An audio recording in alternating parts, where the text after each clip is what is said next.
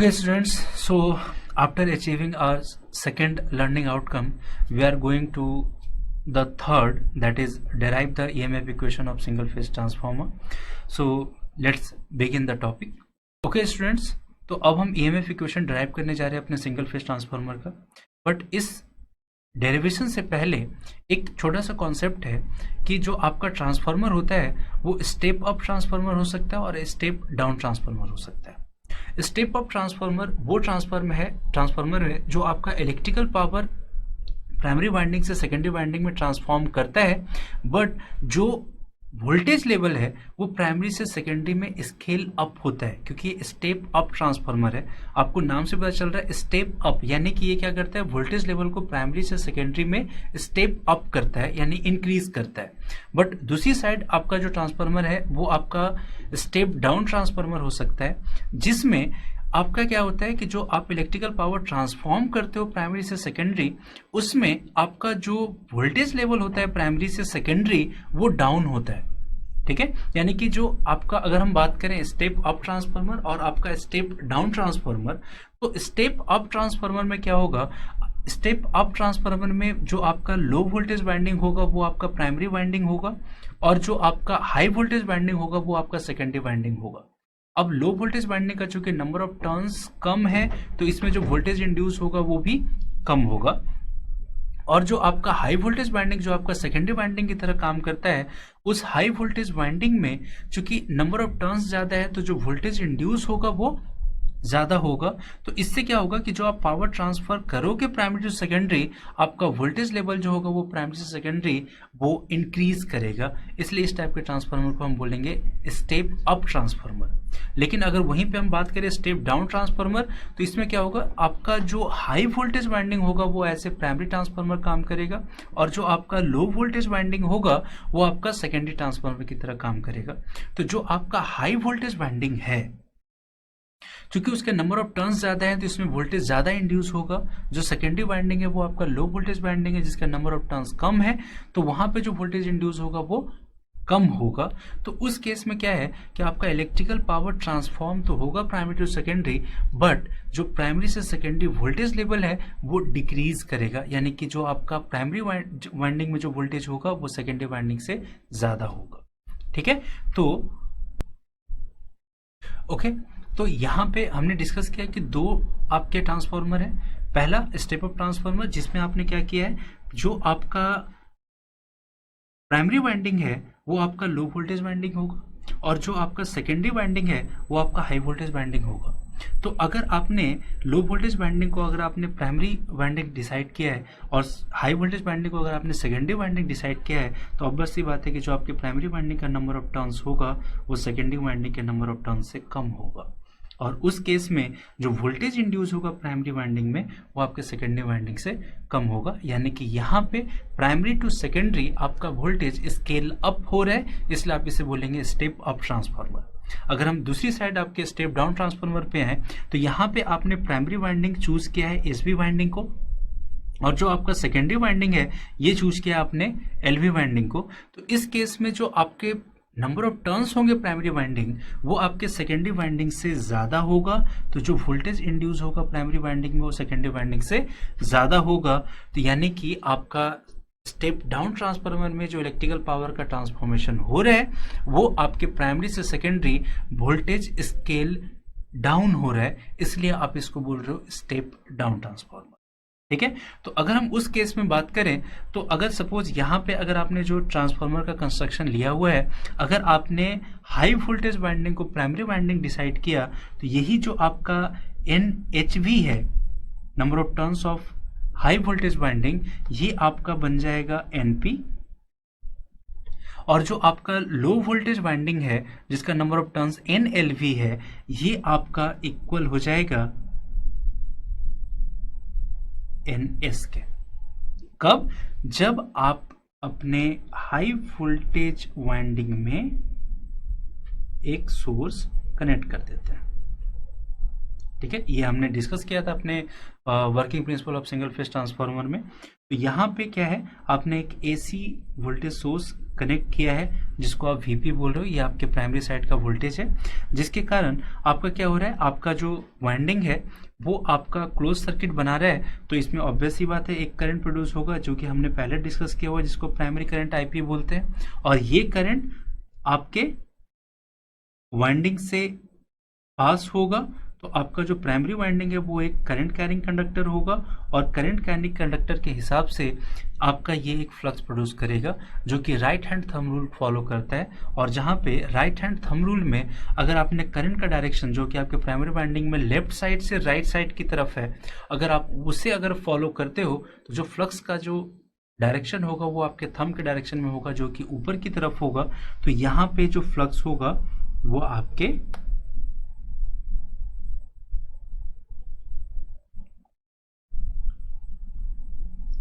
ऊपर की side produce होगा। तो ये है आपका फ्लक्स फाई। ये हमने पहले देखा था कि ये जो फ्लक्स फाई है वो किस हिसाब से प्रोड्यूस हो रहा है।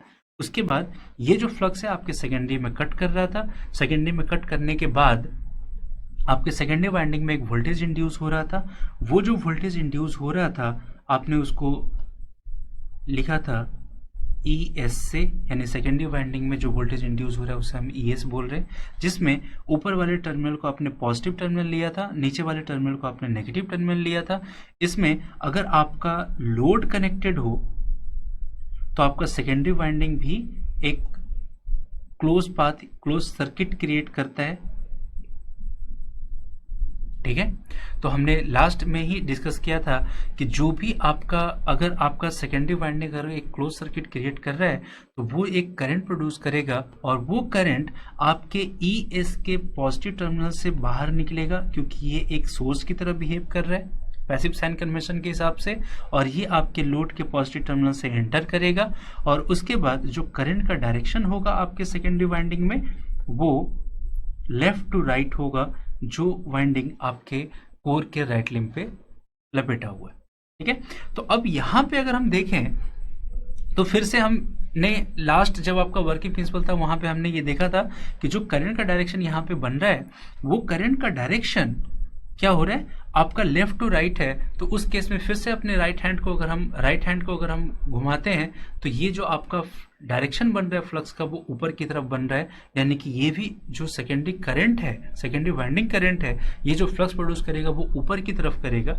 और जो आपका जो मेन फ्लक्स है वो फ्लक्स अगर देखें तो आपके कोर के राइट लिम्ब में ऊपर से नीचे की तरफ आ रहा था, और जो आपके सेकेंडरी वाइंडिंग करंट के कारण जो फ्लक्स प्रोड्यूस हो रहा है, सपोज अगर वो फाई एस है तो वो ऊपर से नीचे की तरफ, नीचे से ऊपर की तरफ जा रहा है।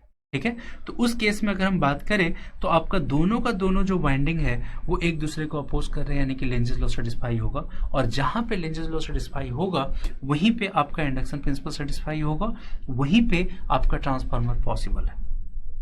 ठीक है, अब यहाँ पे अगर हम बात करें अपने EMF इक्वेशन की, तो EMF इक्वेशन आप डिस्कस करते हैं अपने Faraday's law of electromagnetic induction principle से। और Faraday's law of electromagnetic induction principle से अगर हम बात करें तो दूसरी चीज क्या है कि यहाँ पे जो वोल्टेज इंड्यूस हो रहा है ES, वो आपके सेकेंडरी वाइंडिंग में वोल्टेज इंड्यूस हो रहा है। अब हम बात करें तो ये जो आपका फ्लक्स है वो आपके सेकेंडरी को तो लिंक कर ही रहा है, लेकिन साथ ही साथ आपके प्राइमरी को भी लिंक कर रहा है। और जिस हिसाब से आपका फ्लक्स आपके सेकेंडरी को लिंक करने के बाद उसमें एक वोल्टेज इंड्यूस करवाता है, सेम उसी प्रिंसिपल से यही जब फ्लक्स घूमकर आपके प्राइमरी वाइंडिंग को लिंक करेगा तो यहाँ भी आपका Faraday's law of electromagnetic induction principle obey होगा, और यहाँ भी एक ऐसा वोल्टेज इंड्यूस होगा जो कि अपने कॉज को अपोज करना चाहिए। तो यहाँ पे क्या है, ये जो फ्लक्स फाई है वो क्यों प्रोड्यूस हुआ, क्योंकि आपके प्राइमरी करंट में, प्राइमरी वाइंडिंग में आपका प्राइमरी करंट IP प्रोड्यूस हुआ था, और ये जो IP है वो आपके VP के कारण प्रोड्यूस हुआ था। यानी कि आपके प्राइमरी वाइंडिंग में एक ऐसा वोल्टेज इंड्यूस होगा जो आपके प्राइमरी, जो आपका मेन जो टर्मिनल वोल्टेज VP है उसे वो अपोज करे। तो उस हिसाब से अगर हम देखें तो आपके प्राइमरी वाइंडिंग में एक वोल्टेज इंड्यूस होगा EP, और इस EP का जो पोलैरिटी होगा उसके टर्मिनल का वो इस हिसाब से होगा कि वो आपके VP को डायरेक्टली अपोज करे। ठीक है। तो अगर आप इस केस में देखो, अगर यहाँ पे हम KVL अप्लाई करें तो KVL अप्लाई करने पे क्या होगा कि जो करंट का डायरेक्शन है वो आपके VP के नेगेटिव टर्मिनल से एंटर कर रहा है और वही करंट आपके EP के पॉजिटिव टर्मिनल से एंटर कर रहा है, यानी कि ये एक दूसरे को अपोज कर रहा है। यानी कि यहाँ पे जो EP है वो डायरेक्टली आपके VP को अपोज करेगा अगर आप उसके अपर टर्मिनल को पॉजिटिव टर्मिनल लेते हो और जो लोअर टर्मिनल है उसको आप नेगेटिव टर्मिनल लेते हो। ठीक है। अब हम बात करते हैं EMF इक्वेशन की। EMF इक्वेशन हम लिखते हैं Faraday's law of electromagnetic induction principle से। Faraday's law of electromagnetic induction principle से जो भी वोल्टेज आपके फ्लक्स के लिंकेज होने से इंड्यूस होता है तो उसका जो वोल्टेज होगा वो आपके नंबर ऑफ टर्न्स और फ्लक्स लिंकिंग के डायरेक्टली प्रोपोर्शनल होता है। यानी जो आपका EP है वो इक्वल होगा number of turns of primary winding into d phi upon dt, जहां पे जो फाई है वो आपका main flux of the transformer है। ठीक है।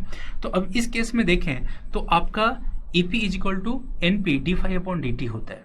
अब यहाँ पे डी फाई अपॉन dt का सिग्निफिकेंस क्या है कि अगर आपका फ्लक्स का मैग्नीट्यूड टाइम के साथ वेरी कर रहा है तो आपके कॉइल में वोल्टेज इंड्यूस होगा, और फ्लक्स का मैग्नीट्यूड टाइम के साथ वेरी होने का मतलब है कि जो आपका फ्लक्स होना चाहिए वो AC फ्लक्स होना चाहिए।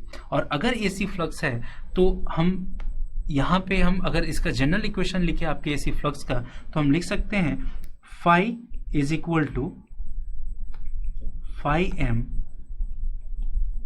Sign omega t. ठीक है। तो यहां पे phi is equal to phi sine omega t कहने का मतलब क्या है कि आपके फ्लक्स का जो पिक वैल्यू मैग्नीट्यूड है वो फाई एम है, और साइन ओमेगा टी कहने का मतलब है कि जो आपका फ्लक्स का जो कैरेक्टरिस्टिक है वो साइनसॉइडल है। ठीक है। तो अब अगर हम इस फाई के वैल्यू को अगर अपने EMF इक्वेशन में अगर हम पुट करते हैं तो आपका जो EP होगा वो होगा EP is equal to NP differentiation of phi with respect to time phi m sin omega t। अब अगर हम यहाँ पे देखें तो जो आपका phi m टर्म है ये चूंकि आपका पिक वैल्यू ऑफ फ्लक्स है, ठीक है, तो ये आपका कांस्टेंट है। ठीक है। ये टाइम का फंक्शन नहीं है। तो जब हम डिफ्रेंशिएट करेंगे टाइम से तो आपका फाई एम जो होगा वो बाहर चला आएगा।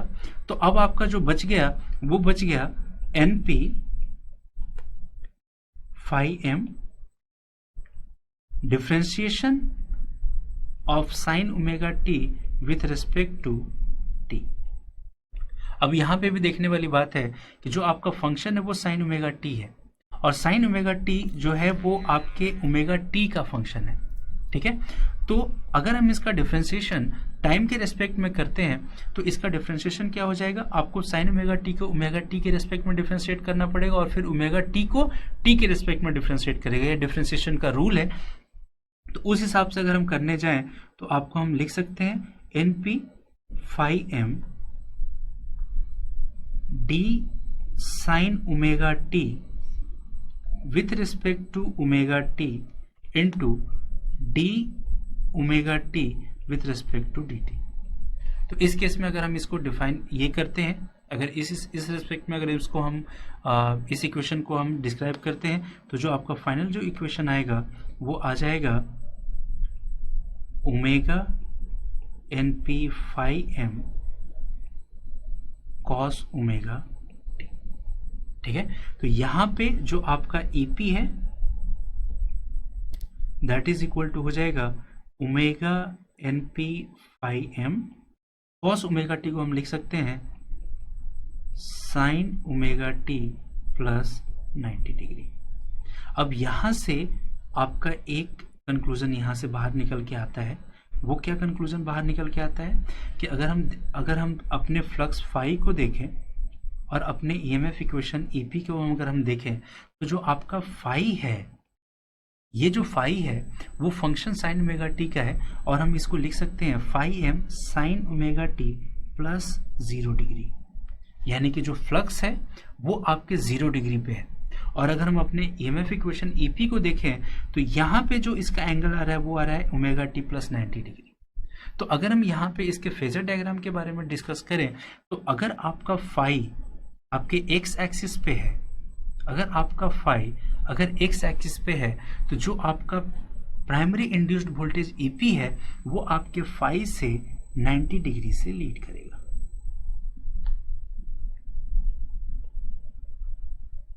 जो ईपी है वो आपके फाई से 90 डिग्री से लीड करेगा। ये यहां से कंक्लूजन ड्रॉ होता है। ये हमने देखा कि हमारा जो प्राइमरी इंड्यूस्ड वोल्टेज था वो आपके फ्लक्स से 90 डिग्री से लीड कर रहा था क्योंकि आपका जो फ्लक्स था phi that is equal to phi m sine omega t, but जो हमें आपका जो इंड्यूस्ड वोल्टेज ईपी मिल रहा था वो था omega n p phi m sine omega t plus 90 degree. ठीक है, अब हम इसी बात को अगर हम सेकेंडरी इंड्यूस्ड वोल्टेज के लिए भी देखें तो आपका चूंकि फ्लक्स जो आपके प्राइमरी वाइंडिंग को कट कर रहा है वही आप फ्लक्स आपके सेकेंडरी वाइंडिंग को भी कट करेगा। तो उस केस में आपके सेकेंडरी वाइंडिंग के लिए भी जो फाई का वैल्यू होगा वो होगा phi m sine omega t, क्योंकि दोनों वाइंडिंग को सेम फ्लक्स लिंक कर रहा है। अब अगर हम बात करते हैं अपने secondary induced voltage E S के बारे में, तो ये जो ई एस है ये भी फ्राइडेज लॉ के हिसाब से क्या होगा, secondary number of turns n s d phi upon d t. ठीक है, तो यहां पे जो d phi upon d t यहां पे आ रहा है वो भी आपका फ्लक्स फाई ही है। तो हम फिर से अगर हम इसको डिफ्रेंशिएट करें तो आप यहां पे इसे पुट कर सकते हो n s d upon d t of phi m sine omega t. और अभी जस्ट हमने प्राइमरी वोल्टेज जो प्राइमरी इंड्यूस्ड वोल्टेज था वहां पे मैंने आपको प्रूफ किया था कि कैसे आप phi m sine omega t को डिफरेंशिएट करते हो टी के रेस्पेक्ट में। तो जो आपको यहां से मैं डायरेक्टली अगर फाइनल कंक्लूजन लिखूं तो वो आ जाएगा omega n s phi m cos omega t, जो कि कॉस ओमेगा टी क्या होता है, omega n s phi m sine omega t plus 90 degree. तो यहां फिर से ये कंक्लूजन ड्रॉ होता है कि अगर आपका फ्लक्स फाई आपके 0 डिग्री पे है, अगर आपका फ्लक्स फाई आपके 0 डिग्री पे है तो जो आपका जो सेकेंडरी इंड्यूस्ड वोल्टेज या प्राइमरी इंड्यूस्ड वोल्टेज है उसका जो एंगल है वो है omega t plus 90 degree. That means कि अगर हम यहाँ पे इसके फेजर डायग्राम के बारे में डिस्कस करें और अगर हम यहाँ पे एक्स एक्सिस पे यानी रेफरेंस एक्सिस पे अगर हम अपने फ्लक्स फाई को कंसीडर करते हैं तो उस केस में जो आपका जो प्राइमरी वोल्टेज और सेकेंडरी वोल्टेज होगा वो क्या होगा, आपके फ्लक्स फाई से 90 डिग्री से लीड करेगा। अब यहाँ पे चूंकि हमने अपने हाई वोल्टेज वाइंडिंग को प्राइमरी वाइंडिंग बनाया था तो उस केस में जो आपके प्राइमरी वाइंडिंग में जो वोल्टेज इंड्यूस होगा दैट इज ईपी, वो मैग्नीट्यूड वाइज आपके सेकेंडरी वोल्टेज से ज्यादा होगा, क्योंकि सेकेंडरी वोल्टेज आपका लो वोल्टेज वाइंडिंग था और लो वोल्टेज वाइंडिंग के नंबर ऑफ टर्न्स कम थे। तो उस केस में जो वोल्टेज इंड्यूस होगा आपके सेकेंडरी वाइंडिंग में वो भी कम होगा और ये दोनों के दोनों वोल्टेज आपके फ्लक्स फाई से 90 डिग्री से लीड करता है। ठीक है, तो यहां से एक कंक्लूजन ये ड्रॉ होता है कि जो आपका इंड्यूस्ड वोल्टेज है, प्राइमरी इंड्यूस्ड और सेकेंडरी इंड्यूस्ड वोल्टेज है, वो आपके फ्लक्स से 90 डिग्री से लीड करता है।